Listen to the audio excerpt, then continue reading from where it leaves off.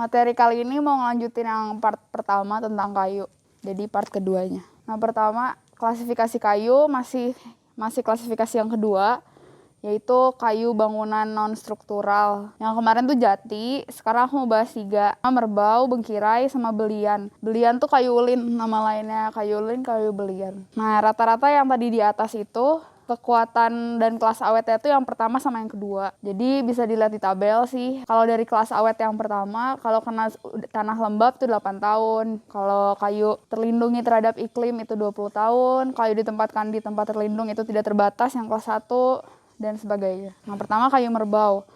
Kayu merbau itu warnanya kurang lebih seperti ini. Karakteristiknya itu kayunya warnanya kecoklatan atau kuning, tapi ada beberapa kayu yang emang dia ada merah-merahnya. Sebenarnya merahnya merah dari coklat, ton coklat ke ton merah sih. Nah, udah gitu tingkat keawetannya pun kayu merbau itu tinggi, tahan terhadap rayap sama jamur. Jadi pas banget kalau misalnya dia ditempatin di area-area outdoor. Terus yang ketiga, tingkat penyusutan dan pemuaiannya itu rendah.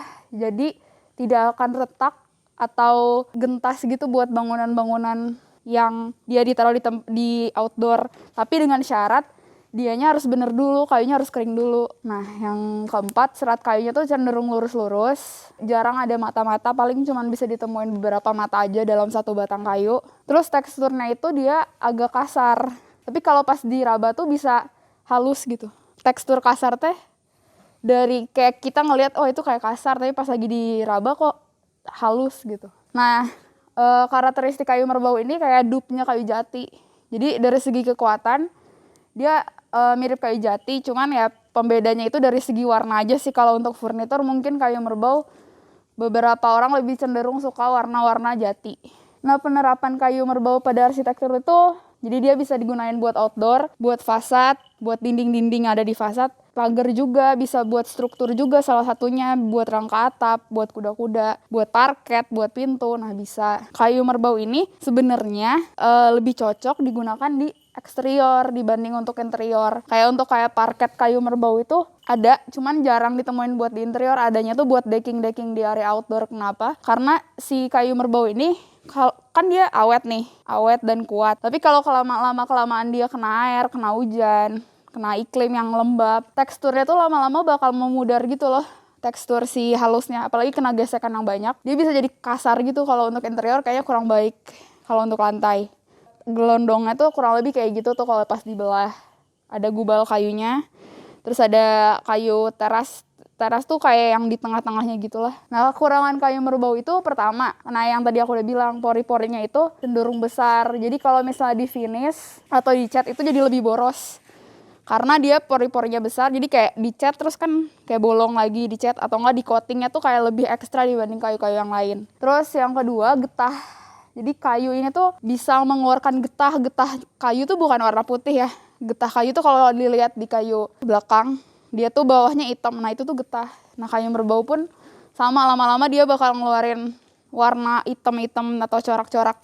Yang ketiga, budget. Jadi karena kayu ini termasuk kayu yang keras, kayu yang cenderung kalau misalnya mau di apa-apain tuh harus ekstra. Jadi budget untuk produksinya itu termasuk lebih tinggi dibanding kayu yang lain. Nah, yang kedua tuh kayu bengkirai. Kurang lebih seperti ini warnanya. Jadi dia lebih ke kuning. Kalau yang tadi tuh kan coklat ke merah. Kalau ini kuning tapi bisa ke merah juga. Tapi dia undertone-nya tuh kuning. Nah, tekstur kayu ini tuh beragam. Bisa dari halus sampai kasar. Nah, bedanya sama yang pertama, kayu yang merbau itu kan sangat keras kan. Susah banget. Bukan susah sih. Lebih tepatnya kayak ekstra kalau mau ngolah dia untuk jadi bentuk-bentuk lain. Nah, kalau kayu bengkirai itu lebih mudah untuk dibentuk. Serat kayunya juga sama, lurus-lurus kayak gini, tapi lebih lurus dibanding kayu merbau. Karena dia itu sifatnya keras dan gentas, jadi dia itu suka muncul retak-retak rambut gitu di efek-efek kayu pecah gitu. Jadi cuman kayak ada retak-retak dikit aja karena dia terlalu keras banget gitu. Nah, ini penerapan pada bangunan. Beda kan kalau dilihat dari yang pertama, sebenarnya lebih ke warna sih. Yang membedakan kayak fasadnya mau pakai kayu apa nih? Mau pakai kayu merbau atau kayu bengkirai? Itu lebih concernnya kalau si warna undertone kayunya. Kalau kita mau nimbulin warna yang lebih merah, itu bisa pakai kayu merbau. Kalau misalnya mau undertone-nya kayak kuning, terus kayak deck yang clean, jarang ada guratan-guratan atau tekstur yang kelihatan banget, kita bisa pakai kayu bengkirai pada eksterior. Nah, tapi kembali lagi, kan dia tuh punya ada kelas-kelas 1, 2, 3 dan sebagainya kan. Kalau mau semakin kuat, si kayu itu harus semakin kering. Nah, bisa ditreatment dengan cara di oven. Makanya kalau kita di pasaran tuh pengen beli kayu bengkirai atau kayu merbau buat decking, terus yang di oven harganya lebih mahal karena dia udah bener-bener kering banget. Jadi kayak untuk kena hujan, kenapa kayak udah bisa gitu. Tapi kalau kayunya sendiri basah, itu nggak menutup kemungkinan kayunya bakal lapuk. Nah, ini kekurangan kayu bengkirai. Sama kayak kayu merbau sih, dia kayak untuk interior juga kurang disarankan.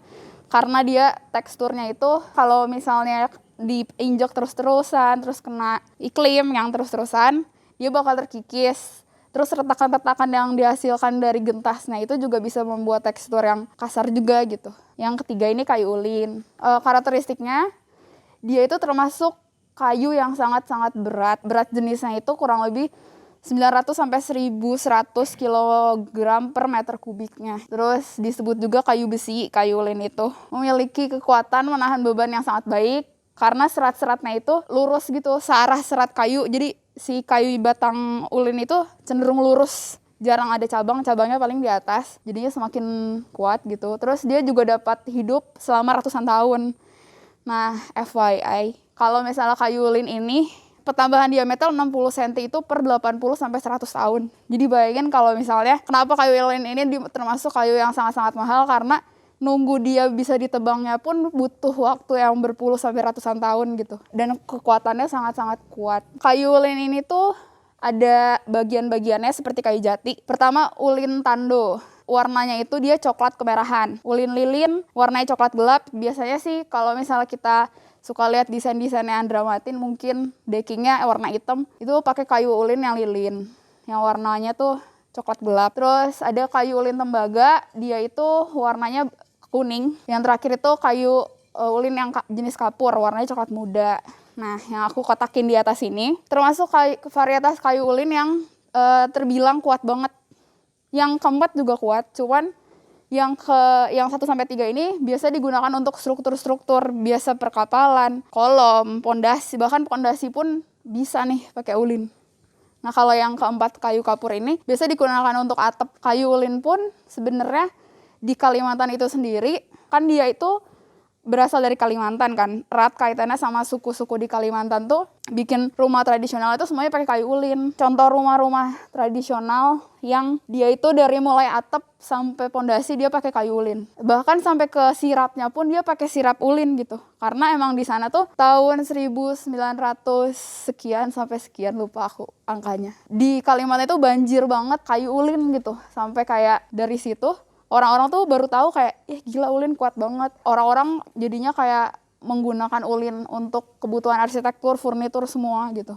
Di suku di Kalimantan, suku Dayak, dia pun kayak ada upacara-upacara yang emang dia menggunakan kayu ulin. Terus dia bikin gentong, buci, semuanya pakai kayu ulin dah. Nah, udah gitu, itu fasad yang pakai kayu ulin di bangunan modern tuh kurang lebih kayak gini. Undertone ulinnya warna merah ya. Nah, kalau yang di bawah itu dia kayu ulin juga, tapi undertone-nya warna coklat. Kayu ulin ini kan, atau kayu besi ini memiliki kepadatan yang sangat-sangat rapat. Jadi dia susah banget untuk dipotong gitu. Kalau pakai gergaji kayaknya susah banget. Terus kekurangan yang kedua, kayu ulin ini susah banget nih.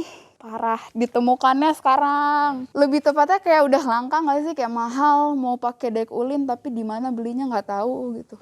Kenapa gitu. Jadi ada isu sekarang tuh kayu ulin itu semakin langka didapat, ini berita gitu. Populasi kayu ulin di Kalimantan tuh udah diambang kepunahan bahkan. Bahkan kayak pemerintah di sana tuh udah sering banget dikritik masalah kayu ulin ini. Kenapa sih bisa kayak gini? Karena yang tadi aku udah bilang, yang pas lagi gencar-gencarnya orang-orang gencar-gencarnya kayu ulin itu di Kalimantan sangat membludak di tahun 1900-an. Jadi orang-orang tuh bener-bener ngelakuin illegal logging atau semacamnya, termasuk perusahaan asing. Lebih tepatnya perusahaan Korea, ada salah satu perusahaan Korea yang dia membebaskan lahan di hutan Kalimantan yang itu isinya ulin semua. Pemerintahnya itu tidak concern terhadap isi lahan yang di sana. Jadi kayak tidak dikontrol populasi kayu ulin yang ada di sana waktu itu. Jadi yang awalnya sangat membludak, kayu ulin yang ada di Kalimantan sekarang tuh udah sangat nipis karena isu itu. Orang-orang tuh pada terlalu, wih ulin gitu. Yang harus kita lakuin atau pemerintah lakuin untuk save ulin. Satu, harusnya ada pembenahan sistem verifikasi dan legalitas kayu. Nah ini tuh maksudnya izin menebang kayu, izin pembebasan lahan, terus izin menggunakan kayu, itu tuh bener-bener harus sama pemerintah tuh bener-bener harus dilihat banget nih dari segi pemerintah ya. Yang kedua reboisasi. Nah reboisasi dini tuh ya sebenarnya efeknya bukan buat sekarang, efeknya buat nanti anak cucu kita ke depannya. Di 60 tahun lagi, di 100 tahun lagi mungkin. Terus yang ketiga melakukan sistem tebang pilih. Tebang pilih tuh mana saja ya pohon-pohon yang emang dia boleh ditebang atau pohon-pohon yang udah memenuhi syarat yang tadi verifikasi dari pemerintah itu. Nah yang keempat, ini yang paling bisa banget nih sebagai arsitek dan sebagai orang yang sekarang kita lakuin, memanfaatkan kembali kayu yang sudah tidak terpakai. Contohnya itu pelabuhan yang karam misal gitu, yang semuanya pakai ulin, dari mulai pondasi dan lain-lain pakai ulin. Nah kita bisa banget nih manfaatin atau kayu-kayu itu lagi. Jangan sampai kayu-kayu yang masih bagus itu kita buang terus kita malah nebang aja terus yang emang kayunya buat nanti gitu. Memanfaatkan ini kembali tuh karena kayu-kayu itu masih bagus gitu ya dan masih layak, itu tugas kita sekarang gitu kalau bisa. Selesai. Yeay.